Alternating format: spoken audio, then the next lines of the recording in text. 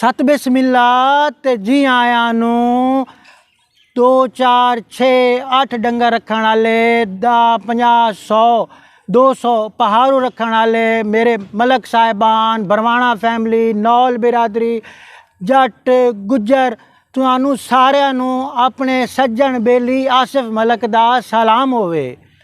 अज असी तुहाडे लई लै आए हां FM रेडियो दा मन पसंदीदा प्रोग्राम किसान बैठक जिहड़ी कि खासो खास असां जनाब तुहाडे वास्ते तुहाडे फायदे दे लई मुफीद मशवरिਆਂ वास्ते डॉक्टर मोहम्मद खालिद फारूक साहब ਨੂੰ अगेज ਕੀਤਾ है ਜਿਹੜੇ डायरैक्टर रहन तहकीकाती मरकज़ बराए तहफ़ुज़ मकामी नस्लों के तो इन्हां दे नाल तशरीफ फरमा हैं जनाब डॉक्टर मोहम्मद शकील अनवर साहब ਜਿਹੜੇ कि माहिर ग़िज़ात हैं ते उहदे नाल बैठे ने जनाब डॉक्टर मोहम्मद उस्मान साहब ਜਿਹੜੇ कि माहिर हिफाजती इकदामात दे ते इहदे नाल साडे एक होर डॉक्टर भी बैठे जनाब डॉक्टर शफकत अब्बास माहिर हैवानात दे।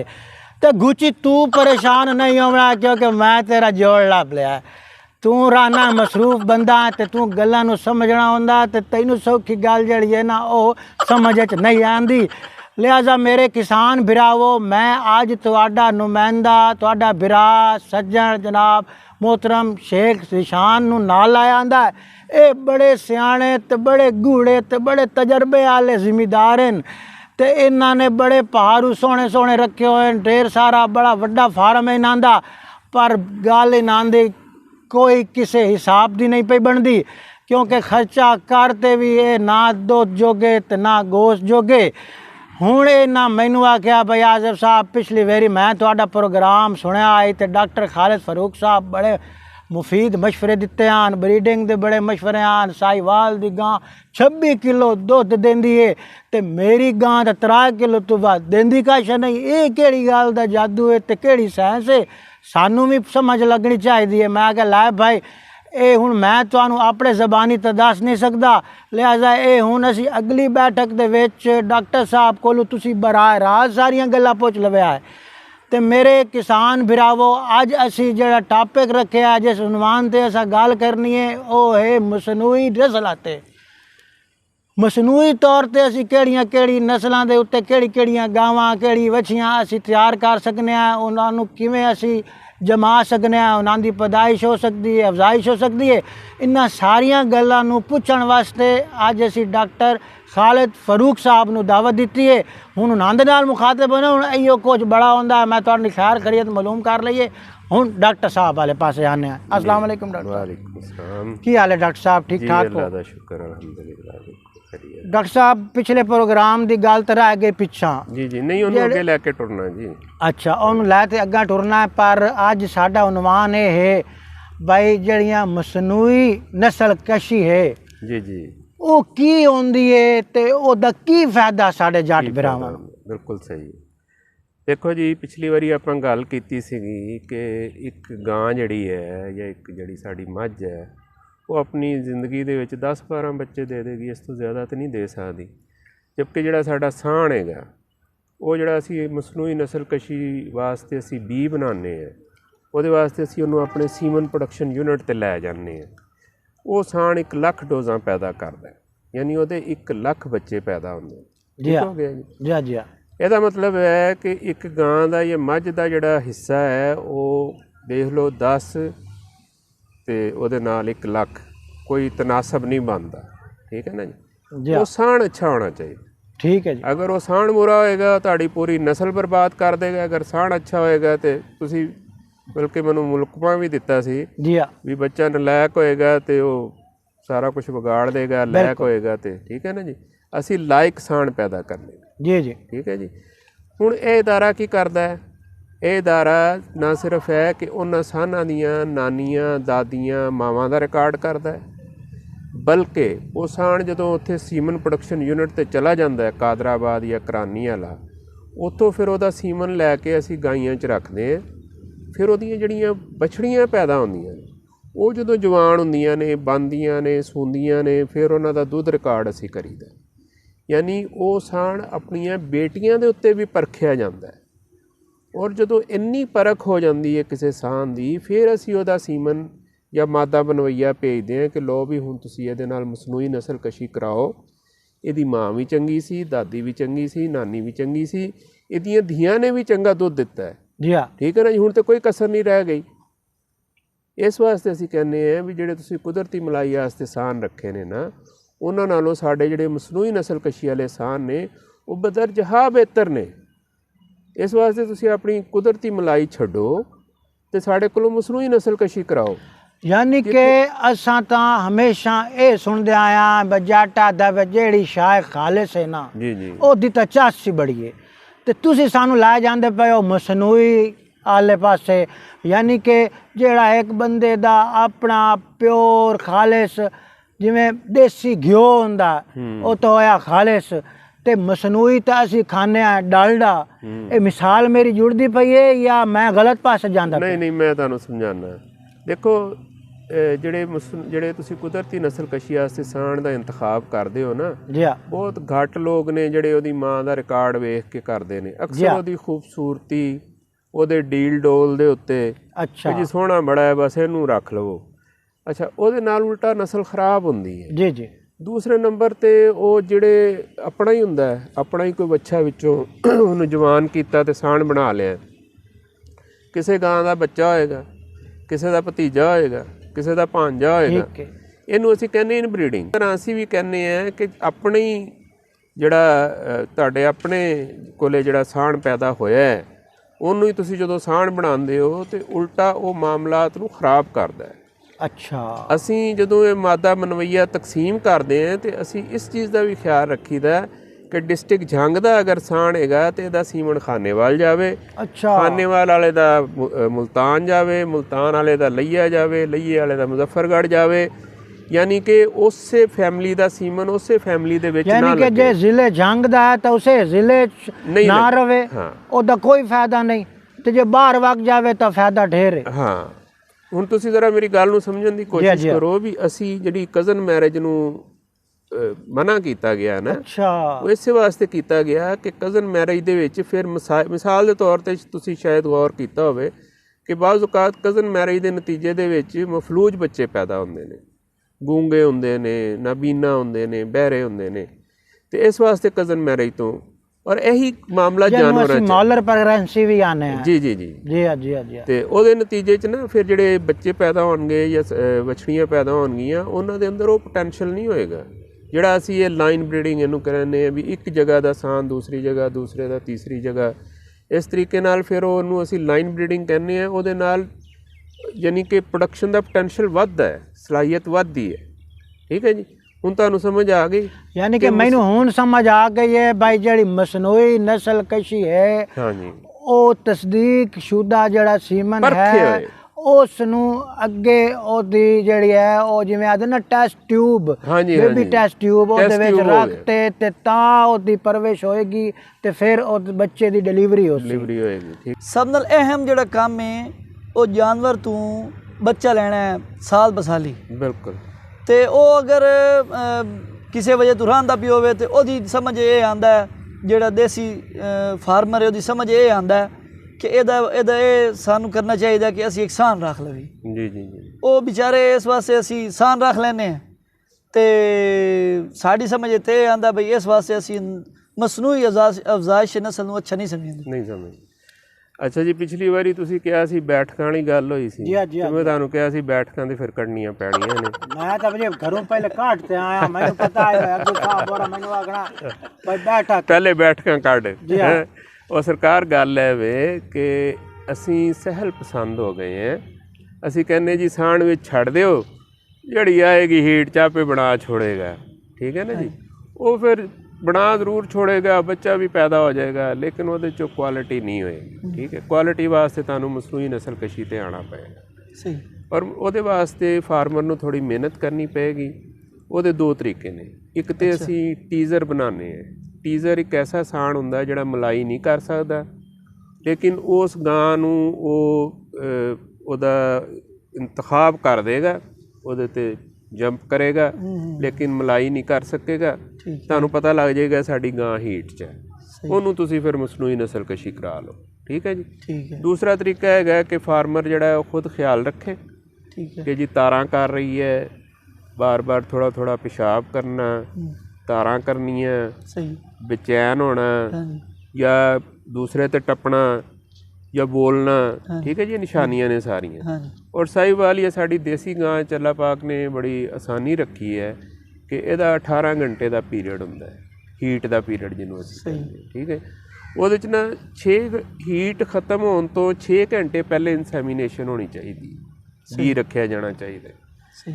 ਇਹ ਤਾਂ ਹੈਗਾ ਕਿ ਸਵੇਰੇ ਅਗਰ ਹੀਟ ਚਾਹੀਏ ਤੁਸੀਂ ਸ਼ਾਮ ਨੂੰ ਰਖਾ ਲਓ, ਸ਼ਾਮੀ ਹੀਟ ਚਾਹੀਏ ਸਵੇਰੇ ਰਖਾ ਲਓ, ਠੀਕ ਹੈ। सही। ਬਾਕੀ ਜਿਹੜੀਆਂ ਸਾਡੀਆਂ ਦੋਗਲੀ ਨਸਲ ਦੀਆਂ ਨੇ ਜਾਂ ਵਲੈਤੀ ਨੇ ਜਾਂ ਮੱਝਾਂ 'ਚ ਵੀ ਇਹ ਮਸਲਾ ਹੈਗਾ ਕਿ ਉਹਨਾਂ ਦੀ ਹੀਟ ਇੱਕ ਤਾਂ ਲੰਬੀ ਹੁੰਦੀ ਹੈ, ਦੂਸਰਾ ਉਹਦੇ 'ਚ ਸਾਨੂੰ ਐਗਜ਼ੈਕਟ ਟਾਈਮ ਦਾ ਨਹੀਂ ਪਤਾ ਲੱਗਦਾ, ਉਹਦੇ 'ਤੇ ਵੀ ਫਾਰਮਰ ਨੂੰ ਮਿਹਨਤ ਕਰਨੀ ਪੈਂਦੀ। ਇਹਦੀ ਹੀਟ ਕਿਤਨੀ ਲੰਬੀ ਹੈ ਔਰ ਅਗਲੀ ਵਾਰੀ ਜਦੋਂ ਇਹ ਹੀਟ ਮਿਸਾਲ ਦੇ ਤੌਰ 'ਤੇ ਉਹਦੀ 36 ਘੰਟੇ ਦੀ ਹੀਟ ਹੈ ਅਤੇ ਮੈਂ ਇਹਨੂੰ 30 ਘੰਟੇ ਬਾਅਦ ਬੀ ਰਖਾਉਣਾ ਹੈ, ਠੀਕ ਹੈ ਜੀ। ਇਸ ਵਾਸਤੇ ਬੈਠਕਾਂ ਕਰਨੀਆਂ ਪੈਣੀਆਂ। मैथू सोच वालो भाई इन्ना बैठकां दी तसल्ली आ मेरे जनाब भाई बैठे ने इमरान अहमद साहब, इन्होंने भी है भाई मैं बैठकां शैठकां कढ़ लैंदा होना। ਤੁਸੀਂ ਕੱਢ ਲੈਂਦੇ ਹੋ ਨਾ, जी हाँ ਤਾਂ ਹੀ ਇਹਦੇ ते ਤੁਸੀਂ लिहाजा- ਕਾਮਯਾਬ ਹੋ।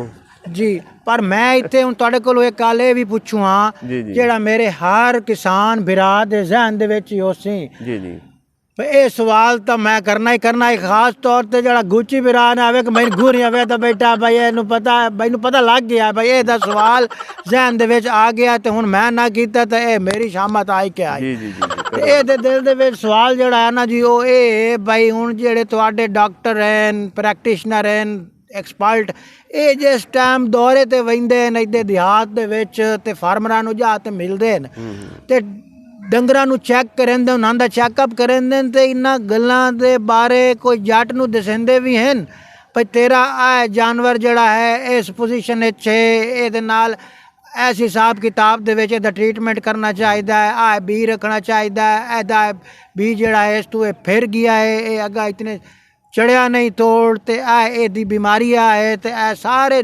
निज़ाम जिहड़ा ओहदे बारे कोई उहनूं मुफीद मशवरे तो दा इलाज भी करदा या नहीं। ਮੈਂ ਅਰਜ਼ ਕਰਦਾ ਇਹ ਜਿਹੜਾ ਇਹਨਾਂ ਨੇ ਸਵਾਲ ਕੀਤਾ ਨਾ जी हाँ जी हाँ ਕਿ ਉਹ ਫਿਰ ਜਾਂਦੀਆਂ ਨੇ ਬਣਦੀਆਂ ਨਹੀਂ, ਇਹਦੀਆਂ 3 ਵੱਡੀਆਂ ਵਜੂਹਾਤ ਨੇ। ਇੱਕ ਵਜ੍ਹਾ ਤੇ ਹੁੰਦੀ ਹੈ ਕਿਸੇ ਜਾਨਵਰ ਦੀ ਵਿਰਾਸਤ 'ਚ ਬਿਮਾਰੀ ਦਾ ਆ ਜਾਣਾ, ਜਿਵੇਂ ਮੈਂ ਕਜ਼ਨ ਮੈਰਿਜ ਦੀ ਅੱਗੇ ਗੱਲ ਕੀਤੀ ਹੈ ਕਿ ਉਹਦੇ ਨਤੀਜੇ 'ਚ ਕੁਝ ਬਿਮਾਰੀਆਂ ਵਿਰਾਸਤ ਦੇ ਵਿੱਚ ਆ ਜਾਂਦੀਆਂ ਨੇ। ਜਿਹੜੀਆਂ ਵਿਰਾਸਤੀ ਬਿਮਾਰੀਆਂ ਨੇ ਉਹਨਾਂ ਦਾ ਕੋਈ ਇਲਾਜ ਨਹੀਂ।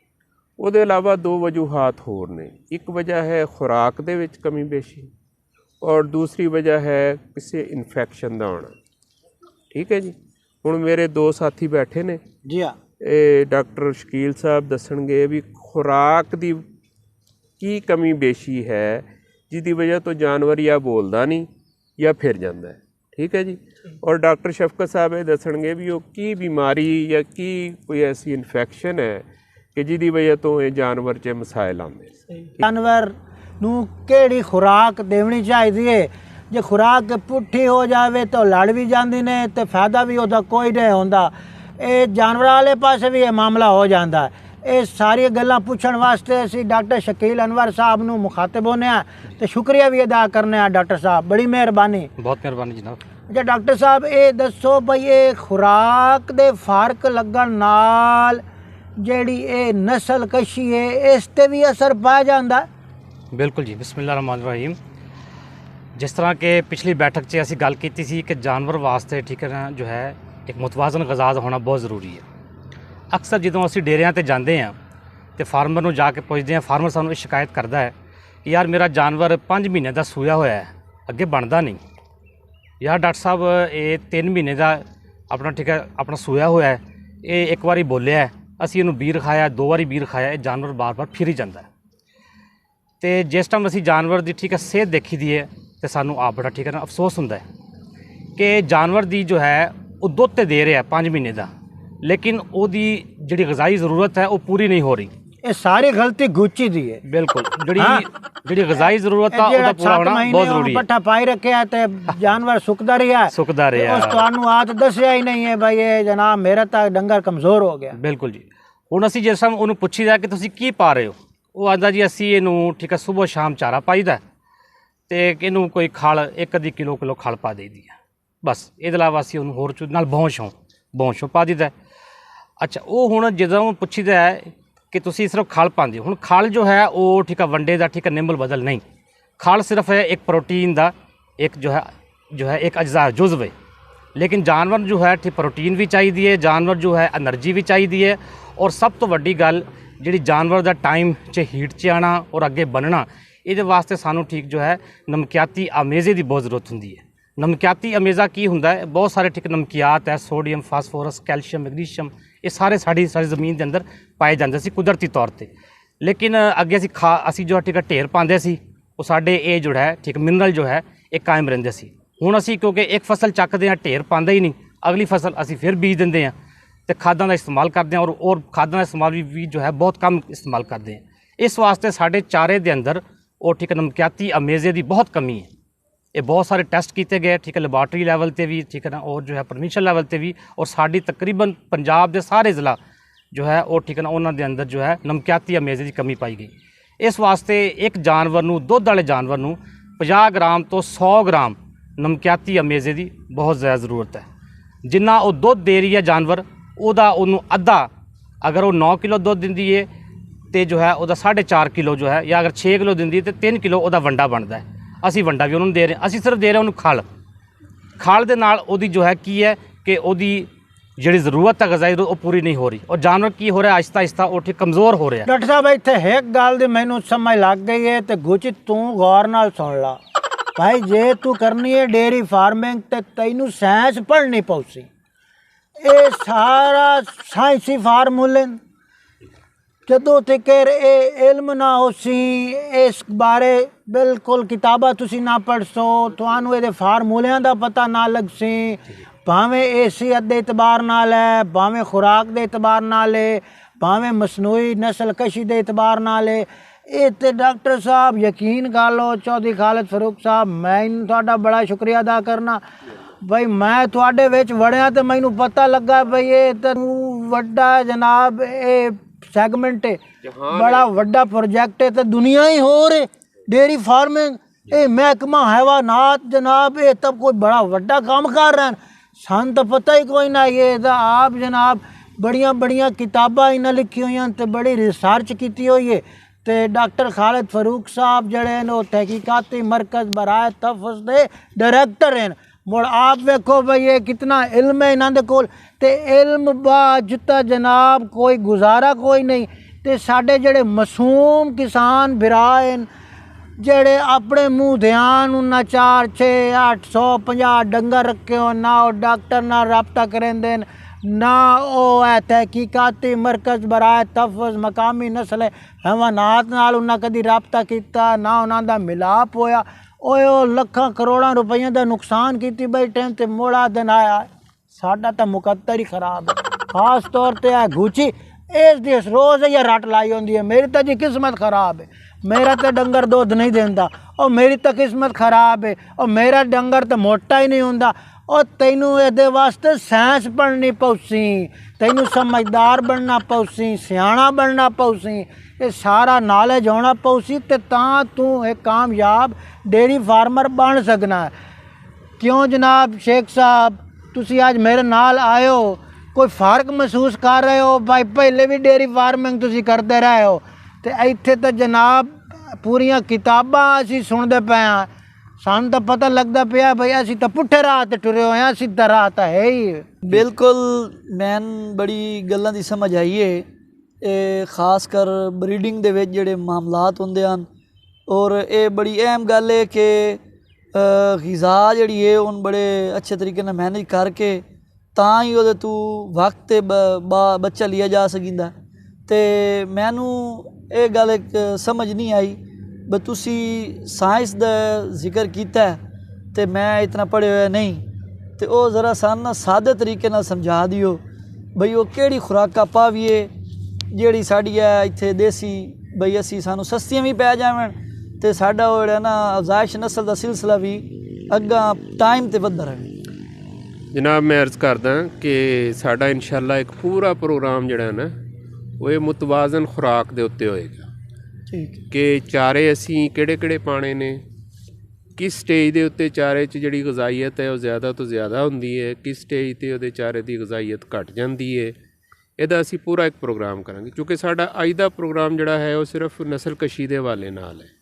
ਜਿਵੇਂ ਡਾਕਟਰ ਸਾਹਿਬ ਨੇ ਅਰਜ਼ ਕੀਤੀ ਕਿ ਇੱਕ ਤਾਂ ਮੁਤਵਾਜ਼ਨ ਹੋਣਾ ਚਾਹੀਦਾ, ਮੁਤਵਾਜ਼ਨ ਦੀ ਮੈਂ ਫਿਰ ਦੁਬਾਰਾ ਵਜ਼ਾਹਤ ਕਰ ਦੇਵਾਂ ਕਿ ਇਹਦੇ 'ਤੇ ਪੂਰਾ ਪ੍ਰੋਗਰਾਮ ਹੋਏਗਾ। ਠੀਕ ਹੈ ਜੀ। ਠੀਕ। ਦੂਸਰਾ ਉਹਨਾਂ ਨੇ ਇੱਕ ਖਾਸ ਜਿਹੜਾ ਤਵੱਜੋ ਦਿਲਾਈ ਹੈ ਨਾ, ਉਹ ਨਮਕੀਆਤ ਵੱਲ ਦਿਲਾਈ ਹੈ ਕਿ ਜਿਹੜੇ ਜਾਨਵਰ ਫਿਰ ਜਾਂਦੇ ਨੇ ਜਾਂ ਬੋਲਦੇ ਨਹੀਂ ਜਾਂ ਉਹਨਾਂ ਦੇ ਵਿੱਚ ਤੌਲੀਦੀ ਨਿਜ਼ਾਮ ਦੇ ਵਿੱਚ ਅਗਰ ਕੋਈ ਗੜਬੜ ਹੈ ਤੇ ਉਹਦੇ 'ਚ ਅਗਰ ਖੁਰਾਕ ਦੇ ਹਵਾਲੇ ਨਾਲ ਦੇਖੀਏ ਤੇ ਉਹਦੇ 'ਚ ਨਮਕੀਆਤ ਦਾ ਬਹੁਤ ਅਹਿਮ ਰੋਲ ਹੈਗਾ। ਠੀਕ ਹੈ ਜੀ।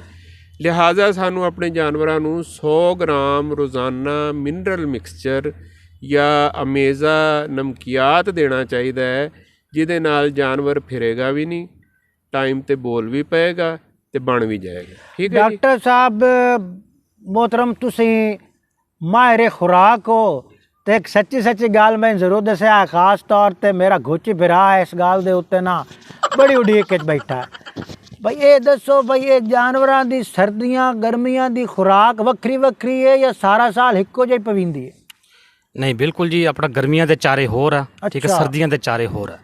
लेकिन जो ठीक है दुध वाला वंडा है, जो जानवर ठीक है दुध दे रहा वो जो वंडा है वो अज्जा तकरीबन पूरे साल सेम रेंदे, वो सारा साल पावना है, सारा साल पाना। जिदों तक जानवर ठीक है दुध दे रहा है, जिस समय वो दुध खुश्क हो जाता फिर नहीं पाना। ठीक है जी। ते बाकी कुदरती तौर पर जेड़े पट्ठे उगते पैन हाँ अल्लाह आलू हर मौसम दे अपना बरसीन मुक गया तो लुसन आ गया, बिल्कुल लुसन मुक गया तो मकई चढ़ गई, यही तरीके दे नाल हाँ जी ये अपने हिसाब दे नाल ये उगदे हैं ते काश्त होंदे हैं ते इस तो खुराक जड़ी वो हासिल करिंदी है। बिल्कुल बिल्कुल। गर्मियां के चारे और ठीक सब्जियां ठीक सर्दियां के चारे जो ये ठीक है जो है जानवर का जो है उसका जो वजन है जिस्मानी वजन ਉਹਦਾ जो है 1/10% जो है वो दईदा ਹੁੰਦਾ है। अगर 400 किलो का जानवर है तो उन्होंने 40 किलो उन्होंने चारा चाहिए है कम अज़ कम, लेकिन अक्सर जो है वो 40 किलो भी नहीं पैंदा, 20 किलो 25 किलो पा के जानवर जो है छड़ते। डॉक्टर साहब हुण असां जेहड़ी अपने मतलब दी गल है ना अगुची गल ते मैं आ गया हूँ ओए भाई मसनूई नस्ल कशी साडा अज दा उनवान है जी जी। ते इस दे लिहाज नाल सानू हुण ये गल समझाओ भाई केड़ी केड़ी खुराक किस जानवर नू दित्ती जावे जेदा बीवी ना फिरे, जी ओ बीमारी ना होवे ते सेहतमंद बच्चा असी उस तो हासिल करी। बिल्कुल बिल्कुल। ये जो है इस सिलसिले के अंदर मैं जो है 3 चीज़ां ठीक है बयान करदा है कि जिहड़ा भी जानवर ताज़ा सूंदा है उन्होंने जो है उस वक्त का मौसमी चारा जिहड़ा है वो जो है जिस्मानी वजन का 1/10% जो है 1/10 हिस्सा जो है वो उन्होंने ठीक है सब्ज़ चारे की उन्होंने तुसीं देना है। नंबर 1 ठीक है जी। अगर 400 किलो की मझ है तो उन्होंने 40 किलो तुसीं उस वक्त का चारा जिहड़ा भी है ठीक है सर्दियाँ आजकल ठीक बरसीन में जो है आ रहा है अगे सर्दियाँ आ रहा है वो देना है। नंबर दो क्योंकि जो है बरसीन आजकल सर्दियाँ आ रही हैं बरसीन भी आ रहा है अल्हम्दुलिल्लाह, तो ये अंदर जो है ठीक है पानी ज़्यादा होंदा है ठीक है ना, इनू नाल ठीक है तूड़ी या पराली साढ़े ठीक है झंग च पराली बहुत ज़्यादा माशाल्लाह होंदी है ठीक है ना, और ठीक है भौं जो है वो भी माशाल्लाह होंदा है, वो तुसीं ये नाल जो है 2 ਤੋਂ 3% तुसीं ये नाल ठीक है भौं पाना है। ठीक है जी। पहला ठीक है सब्ज़ चारे की गल होगी, दूसरी भौं की होगी, तीसरा तुसीं उस जानवर नूं जिन्ना वो दुध दे रहा है उहदा 1/3% 1/3 हिस्सा अगर 9 किलो दे रहा है तो 3 किलो ठीक है, अगर 6 किलो दे रहा है तो 2 किलो उन्होंने जो है तुसी अनमोल वंडा या कोई भी जड़ा ठीक है ना वो तुसी उन देना है। डॉक्टर साहब गल है कि भी मैनू समझ आई खलोती है, पर ये दसो कि जेड़े बाज़ इलाके ऐसे भी हैं जिन्हें इत्थे पट्ठा तो लभदा ही कोई नहीं। जी जी। उन्होंने की करसा है मोड़ बिल्कुल मैं दसदा उत्थे जिथे जो है चारा नहीं अवेलेबल हुंदा उत्थे लोग ठीक है साइलेज बना के भी यूज़ करते, साइलेज जो है आश्रम कमर्शल भी अपना ठीक मिल जाता है। सैलड साइलेज हाँ जी साइलेज मैं समझा शायद ओ सैलड रशियन सैलड जिन्हां इलाकों च चारा जात जो है नॉर्मल होंगे आ उन्हां इलाकों के अंदर ठीक है मक्की जवार बाजरा वगैरह सब का जो है अपना साइलेज बन जाता है कि वो चारे नूं कट के और चारे नूं जो है ठीक है जमीन के अंदर या जमीन के उत्ते जो है उन्हें सेव कर लेंगे आ, उत्ते छापर पा लेंगे। अजकल तो ये बड़ा आम है, हर जगह तकरीबन साइलेज बन रहा है ठीक है जी। वो साइलेज जो है वो जिथे जिथे चारा हुंदा ही नहीं उत्थे जो है कम अज़ कम जो है जानवर नूं 20 ਤੋਂ 25 किलो ठीक है साइलेज जो है एक दुध वाले जानवर नूं 20 ਤੋਂ 25 किलो उन्हें साइलेज एक तरह का ये भी मसनूई चारा होया। हाँ जी मसनूई चारा भी क्या आप कह सकते जानवर का जो है अचार कह सकते हैं अपना खमीर किया चारा आप इनू कहते हैं ਕਿ ਉਹਨੂੰ ਤੁਸੀਂ ਜੋ ਹੈ ਜਿਸ ਵਕਤ ਚਾਰੇ ਦੀ ਬਿਲਕੁਲ ਅੱਛੀ ਸਟੇਜ ਹੁੰਦੀ ਹੈ, ਜਿਸ ਵਕਤ ਸਭ ਤੋਂ ਜ਼ਿਆਦਾ ਚਾਰੇ ਦੇ ਅੰਦਰ ਗਜ਼ਾਈ ਅਜਜ਼ਾ ਮੌਜੂਦ ਹੁੰਦੇ ਆ, ਉਸ ਵਕਤ ਚਾਰੇ ਨੂੰ ਕੱਟ ਕੇ ਤੁਹਾਡਾ ਜਿਹੜਾ ਠੀਕ ਹੈ ਟੋਕਾ ਆਮ ਮੌਜੂਦ ਤੁਹਾਡੇ ਕੋਲ ਟੋਕਾ, ਉਹਦੀ ਅੱਧੀ ਚਾਲ ਉਹਦੀ ਬਣਾ ਕੇ ਉਹਨੂੰ ਜੋ ਹੈ ਉਹਦਾ ਕੁਤਰਾ ਕਰਕੇ ਉਹਨੂੰ ਤੁਸੀਂ ਜੋ ਠੀਕ ਛਾਪਰ 'ਚ ਲਪੇਟ ਕੇ ਉਹਨੂੰ 에ਅਰ ਟਾਈਟ ਕਰ ਦਿੰਦੇ ਹੋ। ਇਹ ਠੀਕ ਹੈ ਸਾਲੇਜ ਹੁੰਦਾ ਹੈ ਔਰ ਤਕਰੀਬਨ 30 ਦਿਨ ਤੋਂ ਬਾਅਦ ਇਹ ਜਾਨਵਰ ਨੂੰ ਆਪਣਾ ਜੋ ਦੇਣ ਵਾਸਤੇ ਜੋ ਤਿਆਰ ਹੋ ਜਾਂਦਾ। अच्छा इतने एक सवाल डॉक्टर खालिद फारूक साहब को मैं पूछ रहा था, सवाल बड़ा सवादी है ईमान नाल। डॉक्टर साहब गल है हुण तुसीं सानू लाई बैठे हो साहिवाल ते, भाई हड्डू साहिवाल तो अलावा जहान ते तो होर नस्ल ही कोई ना होई ना, बस इसे ते लग्या रहना है या सानू मशवरे दियो भाई होर केड़ियां केड़ियां नस्लां हैं, कोई और बाज इलाके लोग हैं जेड़े साहिवाल दी नस्ल नहीं हासिल कर सकते और नहीं रख सकते, केड़ियां केड़ियां नस्लां हैं जिन्हां नस्लां तो असी फायदा चा सकने हैं, उन्हां दी मसनूई नस्ल कशी कर सकने हैं ते अपने डेयरी फार्म नूं जड़ा है वो खूबसूरत बना सकने हैं। ਅੱਛਾ, ਇੱਕ ਤੇ ਪਹਿਲੇ ਆਪਣੀ ਗੱਲ ਵਿੱਚੇ ਰਹਿ ਰਹੀ ਹੈ जी डॉक्टर साहब। ਮਸਨੂਈ ਨਸਲਕਸ਼ੀ ਦੀ, जी हाँ जी हाँ जी हाँ। ਕਿ ਉਹਦੇ 'ਚ ਜਿਹੜੇ ਮਸਾਇਲ ਆਉਂਦੇ ਨੇ, ਜਿਹੜੇ ਖੁਰਾਕ ਦੀ ਕਮੀ ਦੀ ਵਜ੍ਹਾ ਤੋਂ ਆਉਂਦੇ ਨੇ, ਉਹ ਡਾਕਟਰ ਸ਼ਕੀਲ ਸਾਹਿਬ ਨੇ ਦੱਸ ਦਿੱਤੇ। जी हाँ जी हाँ। ਹੁਣ ਜਿਹੜੇ ਬਿਮਾਰੀ ਦੀ ਵਜ੍ਹਾ ਤੋਂ ਆਉਂਦੇ ਨੇ ਉਹ ਅਸੀਂ ਪਹਿਲੇ ਡਾਕਟਰ ਸ਼ਫਕਤ ਸਾਹਿਬ ਤੋਂ ਪੁੱਛ ਲਈਏ, जी हाँ। ਫਿਰ ਮੈਂ ਤੁਹਾਨੂੰ ਦੂਜੀਆਂ ਨਸਲਾਂ ਦੀ ਗੱਲ मैं ना थोड़ा जिहा इंज दस दिया ना डॉक्टर साहब, मोड़ बाद मैनू जावड़ा विसर ते आ गुच्ची मैनू बहु मारना। ਮੇਰੀ ਗੱਲ ਸੁਣੋ ਜੀ, ਜਿਹਦੇ ਕੋਲੇ ਵਸਾਇਲ ਹੈਗੇ ਨੇ, जी हाँ ਜੇ ਉਹ ਬਾਹਰੋਂ ਫਰੀਜ਼ੀਅਨ ਲਿਆ ਸਕਦਾ ਹੈ, जी हाँ ਉਹ ਪੱਖੇ ਲਾ ਸਕਦਾ ਹੈ, ਫੁਆਰੇ ਲਾ ਸਕਦਾ जी ਹੈ, हाँ ਉਹਦਾ ਪੇਟ ਭਰ ਸਕਦਾ जी ਹੈ, हाँ जी हाँ। ਉਹਨੂੰ ਜੂਆਂ ਚਿਚੜਾਂ ਤੋਂ ਬਚਾ ਸਕਦਾ ਹੈ, अच्छा ਉਹਨੂੰ ਗਰਮੀ ਤੋਂ ਬਚਾ ਸਕਦਾ ਹੈ, ਉਹ ਜ਼ਰੂਰ ਰੱਖੇ, ਸਾਨੂੰ ਕੋਈ ਇਤਰਾਜ਼ ਨਹੀਂ, ਬਲਕਿ ਅਸੀਂ ਉਹਨੂੰ ਵੀ ਮਸ਼ਵਰਾ ਦੇਣ ਨੂੰ ਤਿਆਰ ਹੈਗੇ ਹਾਂ। ਲੇਕਿਨ ਜਿਹੜਾ ਸਾਡਾ ਆਪਣਾ ਫਾਰਮਰ, ਗਰੀਬ ਫਾਰਮਰ जी हाँ ਜਿਹਨੇ ਦੇਸੀ ਰੱਖੇ ਨੇ, जी हाँ। ਉਹਨਾਂ ਨੂੰ ਅਸੀਂ ਕਹਿੰਦੇ ਕਿ ਤੁਸੀਂ ਮਸਨੂਈ ਨਸਲਕਸ਼ੀ ਕਰਾਓ ਸਾਹੀਵਾਲ ਦੀ। ਇੱਕ अच्छा ਤੇ ਤੁਹਾਡੇ ਜਿਹੜੇ ਦੇਸੀ ਨੇ ਉਹ ਸਾਹੀਵਾਲ ਨਸਲ ਬਣ ਜਾਏਗੀ, ਤੁਹਾਡੀ ਖਾਲਸ ਨਸਲ ਬਣ ਜਾਏਗੀ। जी हाँ ਦੂਸਰੇ ਨੰਬਰ ਤੇ ਉਹ ਜਦੋਂ ਦੇਸੀ ਨੂੰ ਇੱਕ ਦੇਸੀ ਨਸਲ ਦਾ ਬੀਜ ਲੱਗੇਗਾ ਨਾ, जी हाँ जी हाँ। ਫਿਰ ਉਹਨੂੰ ਉਹ ਪੱਖਿਆਂ ਦੀ ਤੇ ਸ਼ਾਵਰ ਦੀ ਤੇ ਗਰਮੀ ਦਾ ਮਸਲਾ ਤੇ ਜੂਆਂ ਚਿਚੜਾਂ ਦਾ ਮਸਲਾ ਉਹ ਨਹੀਂ ਆਏਗਾ। ਠੀਕ ਹੈ ਜੀ। ਇਸ ਵਕਤ ਸਾਡੀ ਪੂਰੇ ਗਰਮ ਮਮਾਲਕ ਜਿੰਨੇ ਵੀ ਨੇ, ਅਫਰੀਕਾ, ਲਾਤੀਨੀ ਅਮਰੀਕਾ, ਏਸ਼ੀਆ, ਸਭ ਦੇ ਵਿੱਚ ਜਿਹੜੀ ਗਰਮ ਮਮਾਲਕ ਦੀ ਜਿਹੜੀ ਟਾਪ ਦੀ ਬਰੀਡ ਹੈ ਉਹ ਸਾਹੀਵਾਲ। डॉक्टर साहब ਇਹਦਾ ਮਤਲਬ ਹੈ ਕਿ ਪੰਜਾਬ ਸਾਡਾ ਜਿਹੜਾ ਹਾਂਜੀ, ਹੈ ਹਾਂਜੀ। ਜੰਗ 'ਚ ਅਸੀਂ ਬੈਠੇ ਹਾਂ, ਜੀ ਜੀ ਜੀ ਜੀ। ਜੰਗ 'ਚ ਪੰਜਾਬ ਦੇ ਵਿੱਚ ਸਾਹੀਵਾਲ ਤੋਂ ਵਧੀਆ ਨਸਲ ਗਾਂ ਦੀ ਹਾਂਜੀ। ਹੋਰ ਕਾਈ ਨਹੀਂ, ਹੋਰ ਕਾਈ ब्रीडिंग वास्ते ਇਹਦੇ ਤੋਂ ਸੁਪੀਰੀਅਰ ਹੋਰ ਹੈ ਕਾਈ ਨੇ ਤੇ ਕਿਸੇ ਹੋਰ ਤੇ ਵਿਸਣਾ ਹੀ ਨਹੀਂ। ਹੋਰ ਤੇ ਨਹੀਂ ਅਗਰ ਅਸੀਂ ਅੱਛੀ ਪੈਦਾਵਾਰ ਲੈਣੀ ਹੈ, ਅੱਛਾ ਦੁੱਧ ਲੈਣਾ ਹੈ ਤੇ ਮੁੜ ਅਸੀਂ ਸਾਹੀਵਾਲ ਨੂੰ ਹੀ ਸਿਲੈਕਟ ਕਰਨਾ। ਸਾਹੀਵਾਲ ਨੂੰ ਸਿਲੈਕਟ ਕਰਨਾ ਹੈ ਤੇ ਬੀ ਵੀ ਸਾਡੇ ਸਰਕਾਰੀ ਸੈਂਟਰਾਂ ਤੋਂ ਰਖਾਉਣਾ ਹੈ, ਸਿਵਲ ਵੈਟਨਰੀ ਹਸਪਤਾਲ, ਸਿਵਲ ਵੈਟਨਰੀ ਡਿਸਪੈਂਸਰੀ। ਉਹਨਾਂ ਨੂੰ ਕਹਿਣਾ ਕਾਦਰਾਬਾਦ ਦਾ ਸੀਮਨ ਰੱਖੋ, ਅੱਛਾ ਹੁਣ ਕਿਉਂਕਿ ਮੈਂ ਸਾਡੇ ਸਾਣ ਪਰਖੇ ਹੋਏ ਨੇ। ਇੱਕ ਗੱਲ ਲੱਖਾਂ ਦੀ ਇੱਕ ਗੱਲ ਹੁਣ ਮੈਂ ਤੁਹਾਥੋਂ ਇਹ ਪੁੱਛਣੀ ਹੈ, ਭਾਵੇਂ ਦਾ ਜਵਾਬ ਤੁਸੀਂ ਚ ਦਿਓ ਤੇ ਭਾਵੇਂ ਜਨਾਬ ਹੈ ਮਲਕ ਸ਼ਫਕਤ ਸਾਹਿਬ ਸਾਡੇ ਕੋਲ ਬੈਠੇ ਨੇ ਜੀ ਜੀ। ਇਹ ਚ ਦੇਵਣ ਭਾਈ ਮਸਨੂਈ ਨਸਲ ਕਸ਼ੀ ਅਸੀਂ ਕਰੀਏ ਤਾਂ ਸਹੀ, ਪਰ ਕੋਈ ਐਸਾ ਗੌਰ ਦੱਸੋ ਭਾਈ ਇਹ ਤੋੜ ਚੜ ਜਾਵੇ। ਦੇਖੋ ਨਾ, ਤੋੜ ਚੜਨ ਦਾ ਤੁਹਾਨੂੰ ਦੱਸ ਰਹੇ ਹਾਂ ਨਾ, ਜੀ ਹਾਂ ਵੀ ਇੱਕ ਤੇ ਖੁਰਾਕ ਉਹਦੀ ਮੁਤਵਾਜ਼ਨ ਕਰ ਦਿਓ, ਉਹਨੂੰ ਨਮਕੀਆਤ ਦੇ ਅਮੇਜ਼ੇ ਖਿਲਾਓ। ਠੀਕ ਹੈ ਅੱਛਾ ਜੀ। ਫਿਰ ਮੈਂ ਪਹਿਲੇ ਅਰਜ਼ ਕੀਤੀ ਕਿ ਵੇਖੋ ਉਹਦੀ ਹੀਟ ਕਿੰਨੀ ਲੰਬੀ ਹੈ। ਅਗਰ ਉਹਦੀ ਹੀਟ ਹੈਗੀ ਹੈ 18 ਘੰਟੇ ਦੀ, ਉਹਨੂੰ 12 ਘੰਟੇ ਬਾਅਦ ਬੀ ਰਖਾਓ। 24 ਘੰਟੇ ਦੀ ਹੀਟ ਹੈ ਤੇ 18 ਘੰਟੇ ਬਾਅਦ, ਯਾਨੀ ਹੀਟ ਖਤਮ ਹੋਣ ਤੋਂ 6 ਘੰਟੇ ਪਹਿਲੇ ਅਗਰ ਬੀ ਰੱਖਿਆ ਜਾਏ ਤੇ ਉਹ ਬੀ ਸਿਰੇ ਚੜ੍ਹ ਜਾਂਦਾ ਹੈ। ਠੀਕ ਹੈ ਜੀ। ਹੁਣ ਅਸੀਂ ਵੇਖਣਾ ਹੈ ਕਿ ਉਹ ਬਿਮਾਰੀਆਂ ਕਿਹੜੀਆਂ ਨੇ ਜਿਨ੍ਹਾਂ ਦੀ ਵਜ੍ਹਾ ਤੋਂ ਨਸਲਕਸ਼ੀ ਕਾਮਯਾਬ ਨਹੀਂ ਹੁੰਦੀ, ਉਹ ਦੱਸਣਗੇ ਮਲਕ ਸ਼ਫਕਤ ਸਾਹਿਬ। ਅੱਛਾ ਮਲਕ ਸ਼ਫਕਤ ਸਾਹਿਬ, ਤੁਸੀਂ ਮੁੜ ਸਾਨੂੰ ਇਹ ਵੀ ਨਾਲ ਦੱਸੋ ਭਾਈ ਮੇਰੀ ਸਮਝ ਹੈ ਜੱਟ ਫਿਰਾਂ ਇੱਕ ਇਹ ਗੱਲ ਵੀ ਆਂਦੀ ਪਈ ਹੈ ਭਾਈ ਅਸਾਂ ਅਗਰ ਨਸਲ ਲੈਣੀ ਹੈ ਸਾਹੀਵਾਲ ਦੀ, ਮਸਨੂਈ ਨਸਲ ਕਸ਼ੀ ਕਰਨੀ ਹੈ ਤੇ ਪਹਿਲੇ ਦਿਹਾੜੇ ਤੋਂ ਲਾਏ ਤੱਕ ਜਦੋਂ ਤਿਕਰ ਵੱਛੀ ਜਾਂ ਵੱਛਾ ਜੰਮੜਾ ਨਹੀਂ, ਉਦੋਂ ਤਿਕਰ ਅਸੀਂ ਮਹਿਕਮਾ ਲਾਈਵ ਸਟਾਕ ਤੇ ਤਹਿਕੀਕਾਤੀ ਮਰਕਜ਼ ਪਰਾਏ ਤਫਜ਼ ਮਕਾਮੀ ਨਸਲਾਂ ਆਲੇ ਦੇ ਦੁਆਲੇ ਰਹਿਣਾ, ਇਹਨਾਂ ਦਾ ਲੜ ਨਹੀਂ ਛੱਡਾ। ਇਹ ਗੱਲ ਤਾਂ ਮੈਨੂੰ ਜਹਾਂ ਤੱਕ ਸਮਝ 'ਚ ਆਈ ਬੈਠੀ ਹੈ। ਕਿਉਂ ਡਾਕਟਰ ਸਾਹਿਬ? ਬਿਲਕੁਲ ਇਸ ਤਰ੍ਹਾਂ ਜੀ, ਗਫਲਤ ਨਹੀਂ ਕਰਨੀ, ਨਹੀਂ ਤਾਂ ਤੋੜ ਕੋਈ ਨਾ ਚੜਸਾ। ਤੋੜ ਕਾਇ ਨਾ ਚੜਸੀ। ਗਾਂ ਮੱਝੀ ਫਿਰਦੀਆਂ ਰਸਨ। ਜੀ ਹਾਂ ਅੱਛਾ ਹੁਣ ਗਾਂ ਮੱਝੀ ਦੇ ਫਿਰਨ ਦੀ ਜਿੱਥੋਂ ਤਾਈਂ ਤਲਕ ਹੈ ਕਿ ਗਾਂ ਹੈ ਮੱਝ ਹੈ ਉਹ ਹੀਟ 'ਚ ਵੀ ਆਉਂਦੀ ਖਲੀ ਹੈ, ਹਰ ਇੱਕੀ ਹੈ ਤੇ ਫਿਰਦੀ ਖਲੋਤੀ ਹੈ, ਉਸ ਦੀਆਂ ਮੁਖਤਲਿਫ ਵਜੂਹਾਤ ਹਨ। ਕੁਝ ਵਜੂਹਾਤ ਜਿਹੜੀਆਂ ਉਹਦੀ ਗਿਜ਼ਾਈ ਕਮੀ ਦੀ ਵਜ੍ਹਾ ਤੋਂ ਹਨ, ਉਹ ਡਾਕਟਰ ਸਾਹਿਬ ਨੇ ਤੁਹਾਨੂੰ ਦੱਸ ਦਿੱਤੀਆਂ ਜੀ ਹਾਂ। ਤੇ ਹੁਣ ਜਿਹੜੀਆਂ ਦੂਸਰੀਆਂ ਵਜੂਹਾਤ ਹਨ ਉਹ ਮੈਂ ਤੁਹਾਨੂੰ ਦੱਸਣ ਲੱਗਾ, ਔਰ ਉਹ ਐਸੀਆਂ ਵਜੂਹਾਤ ਹਨ ਕਿ ਜਿਹੜੀਆਂ ਕਿਸੇ ਨਾ ਕਿਸੇ ਬਿਮਾਰੀ ਦੀ ਵਜ੍ਹਾ ਤੋਂ ਆਉਂਦੀਆਂ ਨੇ। ਕਿ ਇੱਕ ਜਾਨਵਰ ਹੈ, डॉक्टर साहब ਇਹਦੇ ਸੋ ਘਰੇਲੂ ਵਜੂਹਾਤ ਤਾਂ ਨਹੀਂ? ਨਹੀਂ ਘਰੇਲੂ ਵਜੂਹਾਤ ਕੋਈ ਨਹੀਂ। ਮੈਂ ਸਮਝਿਆ ਜਿਵੇਂ ਸਾਨੂੰ ਇਨਸਾਨਾਂ ਨੂੰ ਵੀ ਬੜੀਆਂ ਵਜੂਹਾਤ ਹੁੰਦੀਆਂ, ਮਤੋਂ ਮੈਂ ਆਖਿਆ ਡੰਗਰਾਂ ਦੀਆਂ ਹੀ ਉਹ ਨਾ ਹੋਵੇ ਭਾਈ, ਇਹ ਵੀ ਬੜੀ ਟੈਨਸ਼ਨ ਦੇ ਸ਼ਿਕਾਰ ਹੁੰਦੇ ਨਹੀਂ, ਇਹ ਘਰੇਲੂ ਵਜੂਹਾਤ ਕੋਈ ਨਹੀਂ, ਅੱਛਾ। ਬਲਕਿ ਇਹ ਜਾਨਵਰ ਦੀਆਂ ਆਪਣੀਆਂ ਵਜੂਹਾਤ ਹਨ, ਅੱਛਾ। ਜਿਸ ਦੇ ਵਿੱਚ ਸ਼ਾਮਿਲ ਹੈ ਸਭ ਤੋਂ ਪਹਿਲੇ ਨੰਬਰ ਤੇ ਆਂਦਾ ਹੈ ਲਿਊਕੋਰੀਆ।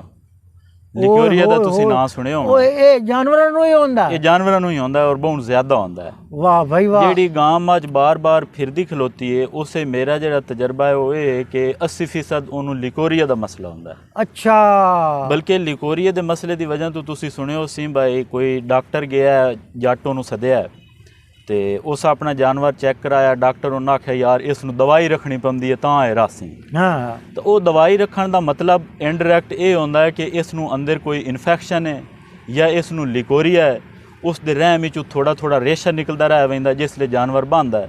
ਅਮੂਮੀ ਤੌਰ ਤੇ ਇਸ ਤਰ੍ਹਾਂ ਹੁੰਦਾ ਹੈ ਵੀ ਜਿਹੜਾ ਜਾਨਵਰ ਫਿਰਦਾ ਹੈ ਉਸ ਦੇ ਬਾਰੇ ਜਿਹੜਾ ਮਾਲਿਕ ਹੈ ਜਾਨਵਰ ਦਾ, ਉਹ ਡਾਕਟਰ ਨੂੰ ਦੱਸਦਾ ਵੀ ਡਾਕਟਰ ਸਾਹਿਬ ਇਹਨੂੰ 5-7 ਦਿਨ ਪਹਿਲੇ ਵੀ ਰਖਾਇਆ ਹੈ ਤੇ ਇਹ ਅੱਜ ਮੋੜਾ ਗੰਦ ਕੱਢੀ ਬੈਠੀ ਹੈ, ਮੈਂ ਤੁਹਾਨੂੰ ਇਸ ਵਜ੍ਹਾ ਤੋਂ ਸੱਦਿਆ ਬਈ ਇਹ ਹੁਣ 7ਵੇਂ-8ਵੇਂ ਦਿਨ ਮੁੜ ਕਿਉਂ ਗੰਦ ਕੱਢੀ ਬੈਠੀ ਹੈ।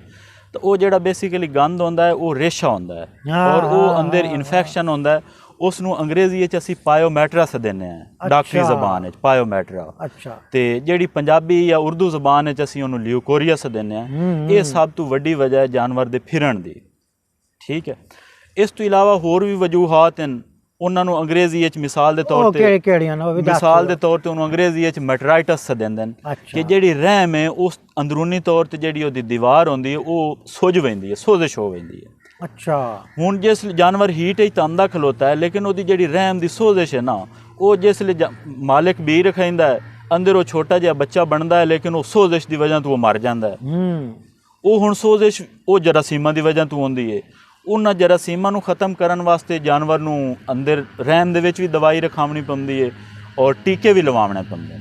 ਇਹ ਦੂਸਰੀ ਵਜ੍ਹਾ ਹੋ ਗਈ। ਜੀ ਹਾਂ। ਤੀਸਰੀ ਵਜ੍ਹਾ ਇੱਕ ਹੋਰ ਵੀ ਹੁੰਦੀ ਹੈ, ਉਸ ਨੂੰ ਅਸੀਂ ਸਦਿੰਦੇ ਹਾਂ ਸਿਸਟਿਕ ਓਵੇਰੀਅਨ ਡਿਜ਼ੀਜ਼ ਡਾਕਟਰੀ ਜ਼ਬਾਨ ਹੈ। ਅੱਛਾ। ਉਸ ਵਿੱਚ ਇਹ ਹੁੰਦਾ ਹੈ ਕਿ ਜਾਨਵਰ ਹੀਟ ਵਿੱਚ ਤੇ ਆਉਂਦਾ ਹੈ ਲੇਕਿਨ ਹੀਟ ਵਿੱਚ ਆਉਣ ਤੋਂ ਬਾਅਦ ਜਿਹੜਾ ਉਸ ਦੇ ਅੰਦਰੋਂ ਅੰਡਾ ਖਾਰਿਜ ਹੋਣਾ ਹੁੰਦਾ ਹੈ ਨਾ, ਉਹ ਅੰਡਾ ਖਾਰਿਜ ਹੁੰਦਾ ਹੈ। ਮੁੜ ਅਸੀਂ ਬੀਜ ਰੱਖਣਾ ਹੈ ਤੇ ਉਹ ਬੀਜ ਇਸ ਲਈ ਉਹਦੇ ਨਾਲ ਮਿਲਾਪ ਕਰਦਾ ਹੈ ਤੇ ਉਹ ਵਿੱਚ ਬੱਚਾ ਬਣਦਾ ਹੈ ਨਾ। ਉਹ ਹੁਣ ਅਸੀਂ ਬੀਜ ਤੇ ਰਖਵਾ ਛੁੜਨੇ ਆ ਲੇਕਿਨ ਅੰਦਰੋਂ ਅੰਡਾ ਨਿਕਲਦਾ ਹੀ ਕੋਈ ਨਹੀਂ।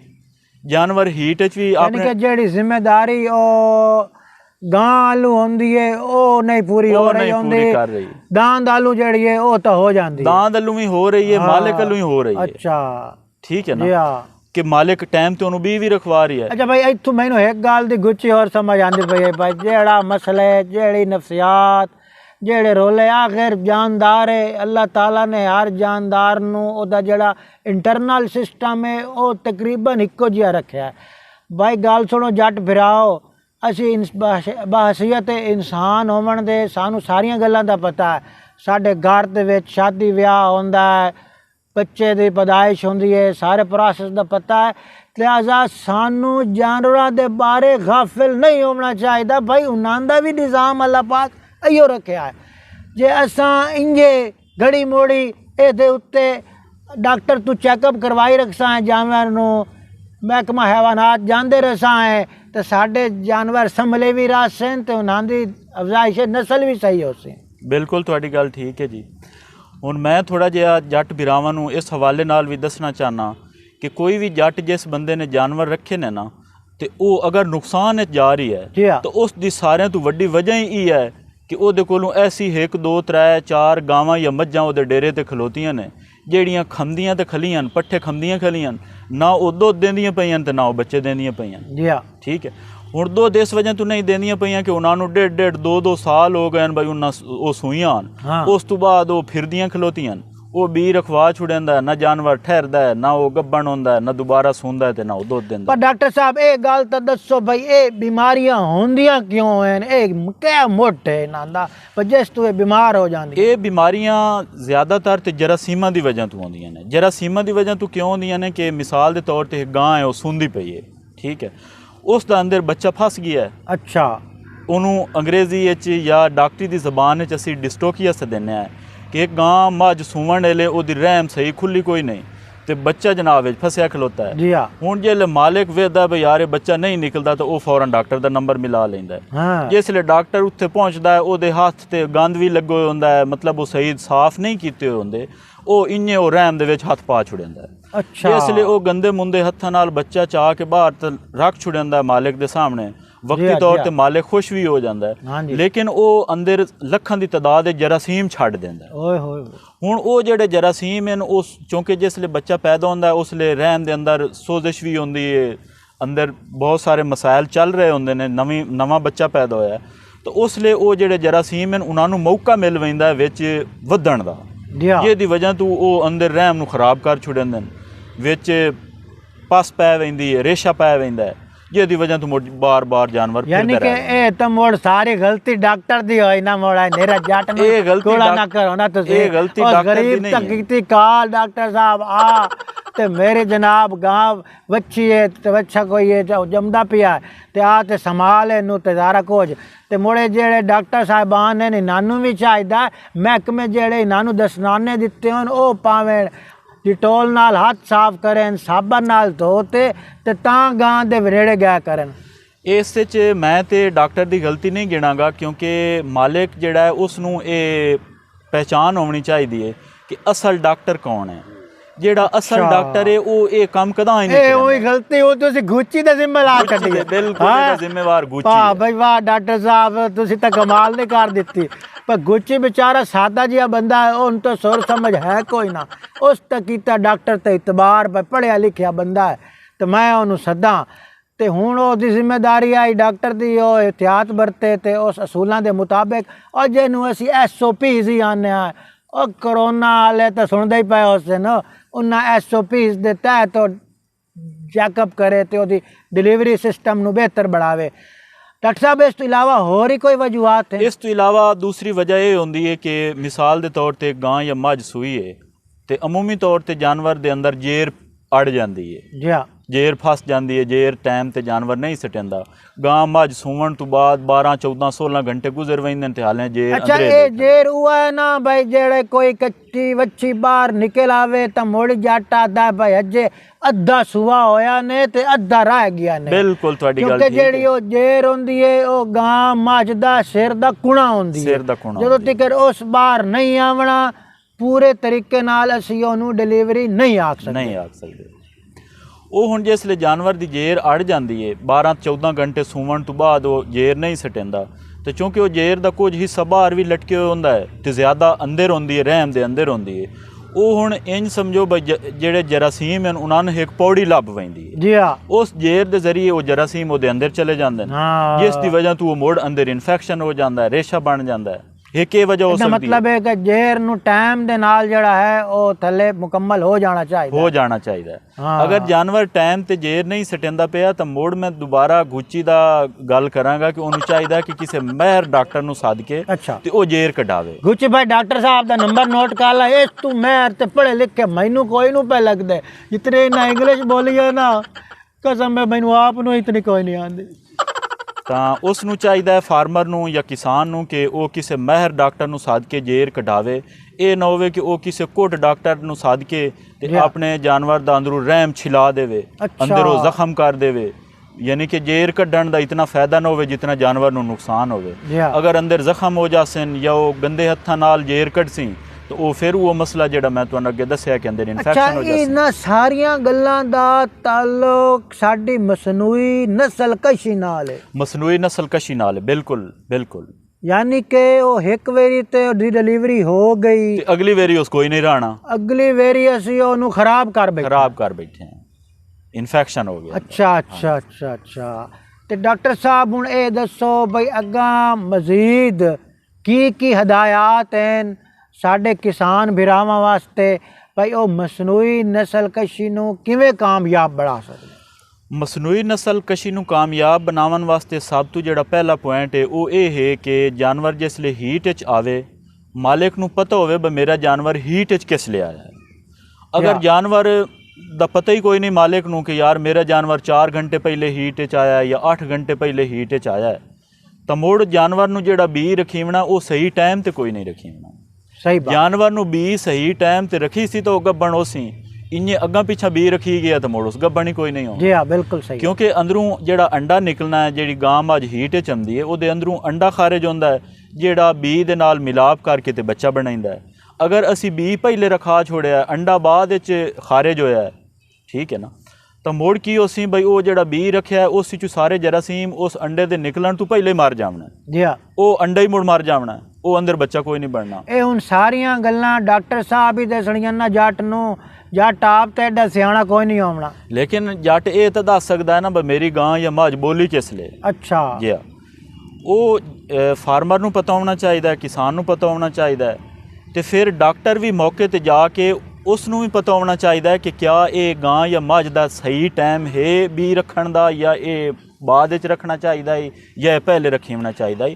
ਇਹ ਜਦੋਂ ਡਾਕਟਰ ਜਾਨਵਰ ਨੂੰ ਚੈੱਕ ਕਰਿੰਦਾ ਹੈ, ਮਾਹਿਰ ਡਾਕਟਰ ਨੂੰ ਪਤਾ ਲੱਗ ਜਾਂਦਾ ਹੈ ਕਿ ਆਇਆ ਕਿ ਇਹ ਜਾਨਵਰ ਦੇ ਬੀ ਰੱਖਣ ਦਾ ਟਾਈਮ ਠੀਕ ਹੈ, ਮੁਨਾਸਿਬ ਹੈ ਜਾਂ ਨਹੀਂ ਹੈ।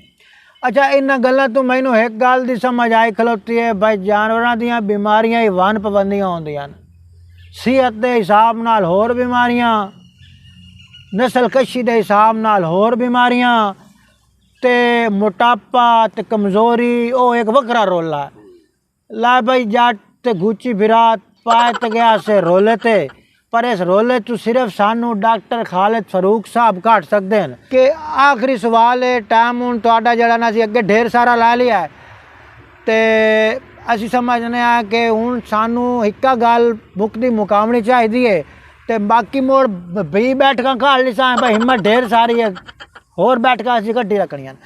ਤੇ ਡਾਕਟਰ ਸਾਹਿਬ ਸਾਨੂੰ ਨੇ ਦੱਸੋ ਭਾਈ ਵਾਹਿਦ ਹਾਲ ਡੇਰੀ ਫਾਰਮਿੰਗ ਦਾ, बेहतरीन डेयरी फार्मिंग जिहदे चों असीं पैसा कमा सकने हैं, भावें वो गोश्त के हिसाब नाल होवे ते भावें वो दुध के हिसाब नाल होवे, ओदा वाहिद हल मसनूई नस्ल कशी है। देखो जी अज असी दो जिहड़े साडे पहले पॉइंट सी ना वो मुकम्मल कर ले। जी हाँ जी हाँ। नंबर एक असी इस नतीजे ते पहुंचे हैं कि जिहदे वसाइल इजाज़त देन वो बाहरों गाइयां मंगाए, क्रास ब्रीडिंग कराए, उन्हां दे मुताबिक उन्हां नूं माहौल दवे, खुराक दवे, साडे कोलों मशवरे लवे, कितों होरों मशवरे मिलदे उत्थों लवे। लेकिन जिहड़ा साडा गरीब किसान भरा है ਉਹਦੇ वास्ते इस वक्त सब तो बेस्ट डेयरी ब्रीड जिहड़ी है वो साहीवाल है। ठीक है जी, वो साहीवाल दी नस्ल कशी करावे। जिवें हुण अपनी अज गल हो गई कि साण नालों मसनूई नस्ल कशी जिहड़ी है वो बहुत बेहतर है, और मसनूई नस्ल कशी या हत्ता कि जिहड़ी साडी कुदरती नस्ल कशी है ਉਹਦੇ 'ਚ ਜਿਹੜੇ ਮਸਾਇਲ ਆਉਂਦੇ ਨੇ ਉਹਨਾਂ ਦਾ ਵੀ ਅਸੀਂ ਅੱਜ ਜਾਇਜ਼ਾ ਲੈ ਲਿਆ। जी हाँ जी हाँ। ਹੁਣ ਸਾਡੇ ਨਾ 2 ਪੁਆਇੰਟ ਹੋ ਗਏ ਕਵਰ। हो गया जी। ਵੀ ਨੰਬਰ 1 ਅਸੀਂ ਆਪਣੀ ਨਸਲ ਜਿਹੜੀ ਹੈ ਉਹਨੂੰ ਬਿਹਤਰ ਕਰਨਾ ਹੈ, जी हाँ ਨਸਲ ਦਰ ਨਸਲ ਉਹਨੂੰ ਬਿਹਤਰ ਕਰਨਾ ਹੈ। ठीक गल। ਠੀਕ ਹੈ ਜੀ, ਉਹਦੇ ਵਾਸਤੇ ਮਸਨੂਈ ਨਸਲ ਕਸ਼ੀ ਜਿਹੜੀ ਹੈ ਉਹਦੇ ਵਾਸਤੇ ਉਹ ਸਭ ਤੋਂ ਨਾਗਜ਼ੀਰ ਹੈ। ਬਿਹਤਰੀਨ ਸਾਹੀਵਾਲ ਦੀ। ਸਾਹੀਵਾਲ ਦੀ ਮਸਨੂਈ ਨਸਲ ਕਸ਼ੀ ਕਰਾਓ। ਅਗਰ ਤੁਸੀਂ ਰੱਖ ਸਕਦੇ ਹੋ ਵਲੈਤੀ ਤੇ ਬੇਸ਼ੱਕ ਫਿਰ ਤੁਸੀਂ ਵਲੈਤੀ ਵੀ ਰਖਾਓ, ਕੋਈ ਇਤਰਾਜ਼ ਨਹੀਂ ਸਾਨੂੰ। ਲੇਕਿਨ ਜਿਹੜੀ ਖਾਲਸ ਸਾਹੀਵਾਲ ਹੈ ਉਹਨੂੰ ਕੋਸ਼ਿਸ਼ ਕਰੋ ਕਿ ਸਾਹੀਵਾਲ ਹੀ ਰਖਾਓ, ਉਹਦੀ ਕ੍ਰਾਸ ਬਰੀਡਿੰਗ ਨਾ ਕਰਾਓ। ਜੀ ਹਾਂ। ਜਿਹੜੀ ਤੁਹਾਡੀ ਵੈਸੇ ਕੋਈ ਦੇਸੀ ਗਾਂ ਹੈ ਉਹਨੂੰ ਤੁਸੀਂ ਅਗਰ ਚਾਹੁੰਦੇ ਹੋ ਕਿ ਜੀ ਜ਼ਿਆਦਾ ਦੁੱਧ ਦੇਵੇ, ਉਹਦੇ 'ਚ ਤੁਸੀਂ ਫਰੀਜ਼ੀਅਨ ਦਾ ਬੀ ਰਖਾ ਲਵੋ ਜਾਂ ਕ੍ਰਾਸ ਬਰੀਡਿੰਗ ਕਰਾ ਲਵੋ। ਠੀਕ ਜੀ ਹੈ। ਹਾਂ। ਇੰਜ ਹੁੰਦਾ ਬਈ ਗਾਂ ਇੱਕ ਤਾਂ ਇਹ ਸਾਨੂੰ ਦੱਸੋ ਬਈ ਸੂਏ ਤੋਂ ਕਿਤਨੇ ਦਿਨਾਂ ਬਾਅਦ ਲਾਜ਼ਮਨ ਸਾਨੂੰ ਵੀ ਯਾਨੀ ਗਾਂ ਦੀ ਹੀਟ ਦੀ ਫਿਕਰ ਕਰ ਲੈਣੀ ਚਾਹੀਦੀ ਹੈ ਕਿ ਇੱਥੋਂ ਟੁਰੀਏ ਨਾ। ਅੱਛਾ ਜੀ, ਗੱਲ ਇਸ ਤਰ੍ਹਾਂ ਕਿ ਗਾਂ ਜਾਂ ਮੱਝ ਸੂਵੇ ਨਾ ਤਾਂ ਉਸ ਤੋਂ 3 ਮਹੀਨੇ ਦੇ ਅੰਦਰ ਅੰਦਰ ਅਗਰ ਉਹ ਨਵੀਂ ਹੋ ਗਈ ਹੈ ਤਾਂ ਉਹ ਇਹਦਾ ਮਤਲਬ ਇਹ ਹੁੰਦਾ ਹੈ ਕਿ ਉਹ ਸਾਲ ਦੇ ਵਿੱਚ ਬੱਚਾ ਦੇ ਰਹੀ ਹੈ। ਸੂਵਣ ਤੋਂ ਬਾਅਦ ਅਗਰ ਗਾਂ ਜਾਂ ਮੱਝ 3 ਮਹੀਨਿਆਂ ਦੇ ਵਿੱਚ ਨਵੀਂ ਹੋ ਗਈ ਹੈ, ਬੀ ਰਖਾ ਲਿਆ, ਗੱਭਣ ਠਹਿਰ ਗਈ ਹੈ, ਤਾਂ ਇਹਦਾ ਮਤਲਬ ਹੈ ਉਹਨੇ ਸਾਨੂੰ ਸਾਲ ਵਿੱਚ ਬੱਚਾ ਦੇਣਾ ਹੈ। ਠੀਕ ਹੈ। ਉਹ ਜਾਨਵਰ ਸਾਨੂੰ ਬੜਾ ਜ਼ਿਆਦਾ ਮੁਨਾਫਿਕ ਜਾਂਦਾ ਹੈ। ਔਰ ਉਸ ਜਾਨਵਰ ਦੇ ਬਾਰੇ ਸਾਡੇ ਕਿਸਾਨ ਵੀਰਾ ਆਖਦੇ ਬਈ ਯਾਰ ਮੇਰੀ ਗਾਂ ਜਾਂ ਮੇਰੀ ਮੱਝ ਪੁਰਜ਼ੈਨ ਸੁੰਦੀ ਹੈ, ਹਰ ਸਾਲ ਬੱਚਾ ਦਿੰਦੀ ਹੈ। ਉਸ ਦਾ ਅਗਰ ਦੁੱਧ ਥੋੜਾ ਜਿਹਾ ਘੱਟ ਵੀ ਹੋਵੇ ਤਾਂ ਉਹ ਜਾਨਵਰ ਮਾਲਿਕ ਨੂੰ ਬਹੁਤ ਪਿਆਰਾ ਹੁੰਦਾ ਹੈ। ਪਿਆਰੇ ਹੋਣ ਦੀ ਵਜ੍ਹਾ ਕਿ ਉਹ ਹਰ ਸਾਲ ਬੱਚਾ ਦੇ ਰਿਹਾ ਹੈ ਜੀ ਤਾਂ ਗੱਲ ਕਰਨ ਦਾ ਸਮਝਾਉਣ ਦਾ ਮਤਲਬ ਇਹ ਹੈ ਕਿ ਗਾਂ ਜਾਂ ਮੱਝ ਸੂਵੇ ਤਾਂ ਮਾਲਿਕ ਨੂੰ ਫਿਕਰ ਵਿੱਚ ਰਹਿਣਾ ਚਾਹੀਦਾ ਹੈ ਕਿ ਮੈਂ ਇਸ ਨੂੰ ਕਮ ਅਜ਼ ਕਮ 4 ਮਹੀਨਿਆਂ ਦੇ ਅੰਦਰ ਅੰਦਰ ਤਾਂ ਦੁਬਾਰਾ ਗੱਭਣ ਕਰਾਣਾ ਹੀ ਕਰਾਣਾ ਹੈ। ਸਹੀ ਇਸ ਦੇ ਨਾਲ ਇਹ ਹੋਏਗਾ ਕਿ ਨਾ ਉਹ ਮਤਲਬ ਹਾਲੇ ਤਾਈਂ ਦੁੱਧ ਦਿੰਦੀ ਵਧੀ ਹੋ ਸੀ ਜਾਂ ਮਹੀਨਾ 1.5 ਮਹੀਨਾ ਉਹ ਖੁਸ਼ਕ ਹੋ ਸੀ ਦੁਬਾਰਾ ਸੂਪਮ ਸੀ ਮੁੜ ਦੁੱਧ ਦੇਣਾ ਸ਼ੁਰੂ ਕਰ ਦੇ ਸੀ। ਸਹੀ ਅਗਰ ਉਹ 4 ਮਹੀਨਿਆਂ ਦੇ ਅੰਦਰ ਅੰਦਰ ਬੱਚਾ ਦੇਵਣ ਤੋਂ ਬਾਅਦ ਉਹ ਗੱਭਣ ਨਹੀਂ ਠਹਿਰਦੀ ਤਾਂ ਮੁੜ ਕੀ ਹੁੰਦਾ ਕਿ ਉਹ 6-7 ਮਹੀਨੇ ਦੁੱਧ ਦਿੰਦੀ ਰਹਿ ਪੈਂਦੀ ਹੈ। ਉਸ ਤੋਂ ਬਾਅਦ ਉਹ ਨਵੀਂ ਹੁੰਦੀ ਹੈ ਮੁੜ ਉਹ ਖੁਸ਼ਕ ਹੋ ਜਾਂਦੀ ਹੈ ਮੁੜ ਉਹ ਸਾਲ ਪੂਰੀ ਖੁਸ਼ਕ ਰੱਖਦਾ ਹੈ ਮੁੜ ਉਹ ਸਾਲ ਬਾਅਦ ਬੱਚਾ ਦਿੰਦੀ ਹੈ। ਜੀ ਤਾਂ ਇਸ ਚੀਜ਼ ਤੋਂ ਬਚਣ ਵਾਸਤੇ ਗਾਂ ਜਾਂ ਮੱਝ ਸੂਵਣ ਤੋਂ ਬਾਅਦ 4 ਮਹੀਨਿਆਂ ਦੇ ਅੰਦਰ ਅੰਦਰ ਤੁਸੀਂ ਦੁਬਾਰਾ ਗੱਭਣ ਕਰਾਣੀ ਇਹ ਟਾਰਗੇਟ ਹੋਣਾ ਜ਼ਰੂਰੀ ਯਾਨੀ ਹੈ। ਕਿ 2 ਮਹੀਨੇ ਜਾਂ 3 ਮਹੀਨੇ ਦੇ ਅੰਦਰ ਅੰਦਰ ਉਹ ਬੋਲ ਪਵੇ ਤੇ ਮੁੜ ਤਾਂ ਹੋ ਗਿਆ ਠੀਕ, ਜਿੰਨਾ ਬੋਲੇ ਤਾਂ ਮੋੜ। ਉਹਦੇ ਨਾ ਬੋਲਣ ਦੀ ਵਜ੍ਹਾ ਤਲਾਸ਼ ਕਰੋ। ਸਾਦਾ ਜਿਹਾ ਕਾਨੂੰਨ ਹੈ ਡਾਕਟਰ ਕਿ ਉਹ ਕਿਉਂ ਨਹੀਂ ਬੋਲਦੀ ਪਈ। ਉਹਦੇ ਨਾ ਬੋਲਣ ਦੀ ਸਾਰਿਆਂ ਤੋਂ ਵੱਡੀ ਵਜ੍ਹਾ ਹੁੰਦੀ ਹੈ ਕਿ ਗਾਂ ਜਾਂ ਮੱਝ ਦੁੱਧ ਦਿੰਦੀ ਅਸੀਂ ਦੁੱਧ ਚੋ ਕੇ ਪੀਤੀ ਹਮਨੇ ਤੇ ਗੱਦੇ ਸ਼ਾਇਕਾ ਹੀ ਨਹੀਂ ਸੀ। ਪਹਿਲਾ ਜਿਹੜਾ ਸੂਣ ਤੋਂ ਬਾਅਦ ਸਭ ਤੋਂ ਪਹਿਲੇ ਜਿਹੜੀ ਹੀਟ ਆਂਦੀ ਹੈ ਨਾ ਹਾਂਜੀ ਉਹ 18 ਦਿਨ ਤੇ ਆਂਦੀ ਹੈ, ਸਹੀ ਲੇਕਿਨ ਆਮ ਤੌਰ ਤੇ ਉਹਨੂੰ ਅਸੀਂ ਸਾਇਲੈਂਟ ਹੀਟ ਕਹਿੰਦੇ ਹਾਂ। ਉਦੋਂ ਜਾਨਵਰ ਬੋਲਦਾ ਕੋਈ ਨਹੀਂ, ਠੀਕ ਫਿਰ 21 ਆ ਜਾਂਦਾ ਹੈ, ਜੀ ਯਾਨੀ ਕਿ ਤਕਰੀਬਨ 39 ਦਿਨ ਤੇ ਉੱਤੇ ਜਾ ਕੇ ਨਾ ਹਾਂਜੀ ਪਹਿਲਾ ਵਾਜ਼ੇ ਜਿਹੜੀ ਹੀਟ ਹੈ ਨਾ ਉਹ ਆਂਦੀ ਹੈ ਜਿਹਦੇ 'ਚ ਜਾਨਵਰ ਬੋਲਦਾ ਹੈ, ਤਾਰਾਂ ਕਰਦਾ ਹੈ ਔਰ ਸਾਰਾ ਕੰਮ ਕਰਦਾ ਹੈ। ਠੀਕ ਹੈ ਲਿਹਾਜ਼ਾ ਤੁਹਾਡੇ 39ਵੇਂ ਦਿਨ ਕੰਨ ਖੜੇ ਹੋਣੇ ਚਾਹੀਦੇ ਨੇ। ਸਹੀ ਫਿਰ ਅਗਲਾ 21 ਹੈ ਤਕਰੀਬਨ 60 ਦਿਨ ਤੇ ਆ ਗਿਆ। ਠੀਕ ਹੈ ਹਾਂਜੀ, ਯਾਨੀ ਪਹਿਲੀ ਜਾਂ ਦੂਸਰੀ ਜਿਹੜੀ ਵਾਜ਼ੇ ਉਹਦੀ ਹੀਟ ਆਵੇ ਨਾ ਹਾਂਜੀ ਉਹਦੇ 'ਚ ਉਹਨੂੰ ਬਣ ਜਾਣਾ ਚਾਹੀਦਾ, ਵਰਨਾ ਤੀਸਰੀ ਦੇ ਉੱਤੇ ਲਾਜ਼ਮੀ 81 ਦਿਨ ਤੇ ਜਿਹੜਾ ਆਏਗਾ ਤੀਸਰਾ ਉਹਦੇ ਤੇ ਉਹਨੂੰ ਫਿਰ ਲਾਜ਼ਮੀ ਬਣ ਜਾਣਾ ਚਾਹੀਦਾ। ਅੱਛਾ ਦੂਸਰਾ ਇੱਕ ਮਸਲੇ ਦੇ ਵਿੱਚ ਇਹ ਵੀ ਆਂਦਾ ਹੈ ਕਿ ਬੀ ਰਖਾ ਲਿਆ ਜੀ ਜੀ ਤੇ ਉਹ ਹੋਰ ਅੱਗਾ 2 ਜਿਹੜੀ ਨਾ 21 ਹੈ ਹਰ ਅਗਰ ਉਹ ਨਹੀਂ ਰਹੀ ਤੇ ਉਹਨ ਅਗਲੇ 21 ਤੇ ਬੋਲਣਾ ਚਾਹੀਦਾ ਹੈ।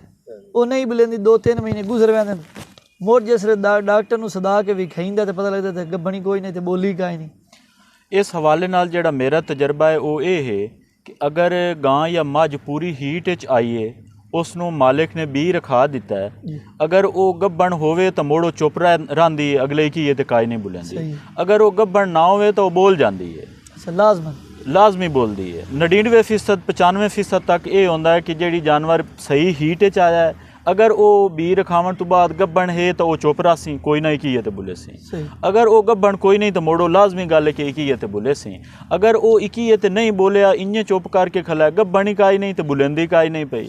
ਇਹਦੀ ਵਜ੍ਹਾ ਸਭ ਤੋਂ ਵੱਡੀ ਇਹ ਆ ਕਿ ਉਹ ਜਿਹੜਾ ਪਿੱਛਾ ਬੀ ਰਖਾਇਆ ਹੈ ਮਾਲਿਕ ਨੇ ਡਾਕਟਰ ਨੂੰ ਸਾਧ ਕੇ ਉਸ ਲਈ ਉਹ ਸਹੀ ਹੀਟ 'ਚ ਕਾਈ ਨਹੀਂ, ਉਹ ਕੱਚੀ ਹੀਟ 'ਚ ਆਈ ਯਾਨੀ ਕਿ ਹਾਲੇ ਤਾਈਂ ਉਹ ਹੀਟ 'ਚ ਆਮਦੀ ਵਧੀ ਆਈ। ਠੀਕ ਹੈ ਤੇ ਉਸ ਦੇ ਅੰਦਰ ਉਹਨੇ ਜਨਾਬ ਬੀ ਰਖਾ ਦਿੱਤਾ ਜਿਹਦੀ ਵਜ੍ਹਾ ਤੋਂ ਉਹ ਬਾਅਦ ਵਿੱਚ ਵੀ ਜਾਨਵਰ ਦੁਬਾਰਾ ਗਿਜ਼ਾਈ ਕਿੱਲਤ ਦੀ ਵਜ੍ਹਾ ਤੋਂ ਨਹੀਂ ਬੋਲ ਸਕਿਆ।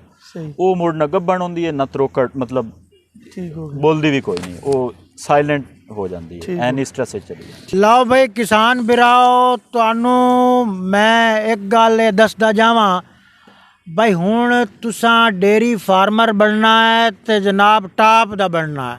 ਹੁਣ ਤਾਂ ਅਸੀਂ ਲੜ ਲੱਗ ਗਏ ਹਾਂ ਡਾਕਟਰ ਖਾਲਿਦ ਫਾਰੂਕ ਸਾਹਿਬ ਤੇ ਤਹਿਕੀਕਾਤੀ ਮਰਕਜ਼ ਬਰਾਏ ਤਹਫੁਜ਼ ਮਕਾਮੀ ਨਸਲਾਂ ਵਾਲਿਆਂ ਦੇ ਅਸਾਂ ਇਹਨਾਂ ਦੇ ਲੜ ਲੱਗਿਆ ਰਹਿਣਾ ਤੇ ਤੁਸੀਂ ਸਾਡੇ ਵਾਰਿਸ ਹੈ ਜਿਤਨੇ ਪ੍ਰੋਗਰਾਮ ਹਨ 1 2 3 4 5 ਤਰਤੀਬ ਦੇ ਨਾਲ ਤੁਸਾਂ ਸਾਡੇ ਜ਼ਰੂਰ FM ਰੇਡੀਓ 105 ਤੇ ਸੁਣਨੇ ਤੇ ਜੇ ਇੱਥੋਂ ਜਾਵੋ ਚੁੱਕ ਮਤੋ ਗੁੱਚੀ ਤੂੰ ਕਿਦਾਂ ਕੋਈ ਤਖਰੀਬਕਾਰੀ ਚੱਕਰ ਹੈ ਤਾਂ ਕੋਈ ਗੱਲ ਨਹੀਂ, ਇਹ ਤਾਂ ਹਾਲ ਹੀ ਮੇਰੇ ਕੋਲ ਹੈ।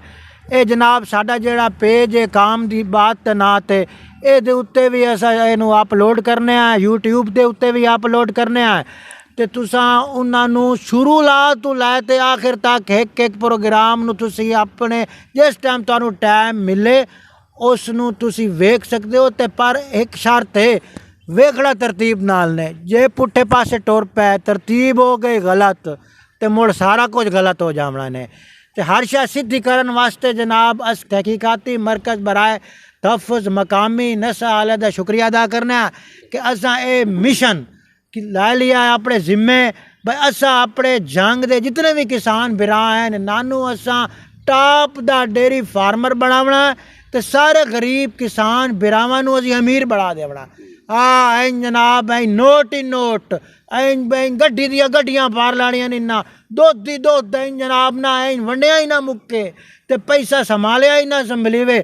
ਅਸੀਂ ਐਂ ਆਪਣੇ ਡੇਰੀ ਫਾਰਮਾਂ ਨੂੰ ਸਿਆਣਾ ਸਮਝਦਾਰ ਤੇ ਕਾਮਯਾਬ ਬਣਾ ਦੇਵਣਾ। ਇਹ ਰੇਡੀਓ ਆਵਾਜ਼ FM 105 ਦਾ ਮਿਸ਼ਨ ਹੈ। ਤੇ ਆਪਣੇ ਸੱਜਣ ਬੇਲੀ ਆਸਿਫ ਇਕਬਾਲ ਨੂੰ ਇਜਾਜ਼ਤ दीजिए। ਮੁੜ इंशाअल्लाह ताला ਅਸੀਂ ਮੁੜ अगली वारी ਤੁਹਾਡੇ ਨਾਲ मुलाकात करसा है। रब राखा।